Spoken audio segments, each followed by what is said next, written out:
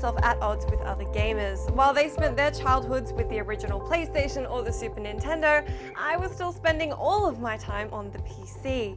As soon as I was able to make a computer go in the 90s, my dad made sure I got stuck into King's Quest, Diablo, and Roller Coaster Tycoon. When other kids were racing in Mario Kart with friends or uncovering the horrors of Silent Hill, I was building grand cities and fighting the Celts in Age of Empires. Most of my non-school hours were spent with Heroes of Might and Magic 3, whether I was building maps, playing through a campaign, or cracking into the hot seat mode with my little brother. PC has been my platform of choice for 23 years now, but now that I'm past my years of playing Putt-Putt Goes to the Moon, I can tell you why.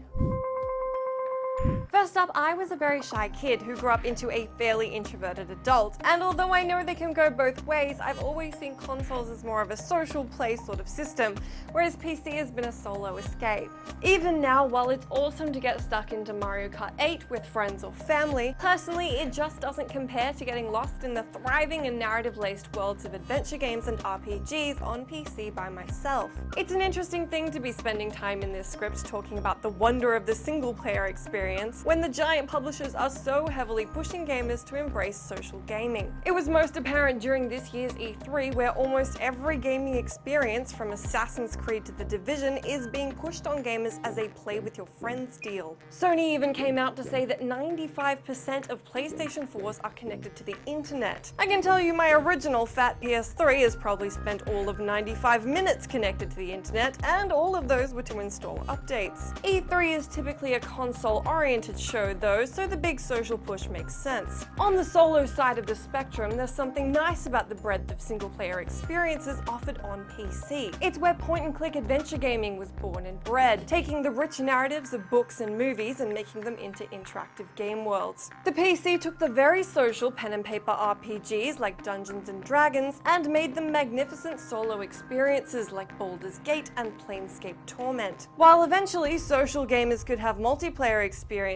in Diablo and Neverwinter Nights 2, these games also let me have my RPG experiences the way I generally like to take them, that is, alone. Not only that, but now we have distribution platforms on PC who recognize that some of us don't care for achievements or being tied to Steam or Origin to play our games. Good Old Games and Gamersgate are both doing a great job of enabling digital purchases while still letting your games be yours. No client to log into, no DRM, no necessity to make sure you're online.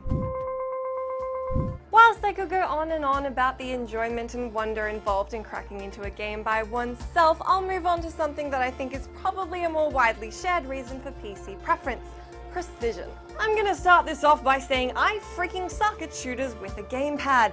I have had barely any experience, and boy does it show. So now you know that up front, I can say that the control scheme and flexibility of a keyboard and mouse is so much better. At least for me and a lot of my friends. There's a certain precision that you can get with a mouse that the controller is still yet to emulate. The struggle for strategy games to find a comfortable home on consoles is a pretty good testament to that. Aside from that, even though controllers like the PS4's new DualShock 4 feel incredible and are super optimized for comfort and intuitiveness, I'd still rather have the 103 keys on my keyboard as opposed to the 16 buttons on a controller. Yeah, I actually counted all the keys on my keyboard for that one. It was a fulfilling experience. Anyway, last up, I'll let you know about my favorite, and probably a lot of people's favorite thing about the PC, the game selection. We live in the age of multi-platform games, and that's only going to become more prevalent in my opinion, so I personally don't think that exclusives matter all that much. What does matter an awful lot is that the PC is fairly easy to develop for. Not as easy or as cheap as developing for mobile, but it's certainly up there as the platform of choice for most indie devs. So maybe you're into indie games and maybe you're not, but for the few that catch your eye, or mine, you're going to want to have a PC to play them on. I'm talking Steam Early Access with great games that are still in alpha like DayZ, and all the offerings on Desura and IndieDB. Alongside indie is the sheer diversity of titles you can find on PC from almost every genre, theme, and gameplay focus imaginable. You've got games as complex as Civilization, Rome Total War, StarCraft 2, and Dota 2, next to things like The Longest Journey, The Sims, and Goat Simulator. And all of these games live happily next to your Call of Duties and Assassin's Creeds. And there's no such thing as no backwards compatibility, as even old titles have found a home on sites like Good Old Games. Even more importantly, they will actually make sure the games run on your new system. There's something wonderfully nostalgic about the idea that, as my producer puts it, your childhood will always be accessible. Whether it's the fact that Steam now houses all the Spy Fox, Freddy Fish, and plethora of humongous entertainment games that my brother and I devoured as a kid, or that just a month ago I found myself seriously tucking into the original Roller Coaster Tycoon. Speaking of which, PC is the only platform that won't just play your old games, but also allow them to look even better on your presumably far more powerful computer. Let me know if any of my thoughts resonated with you, and most importantly, what is your platform of choice?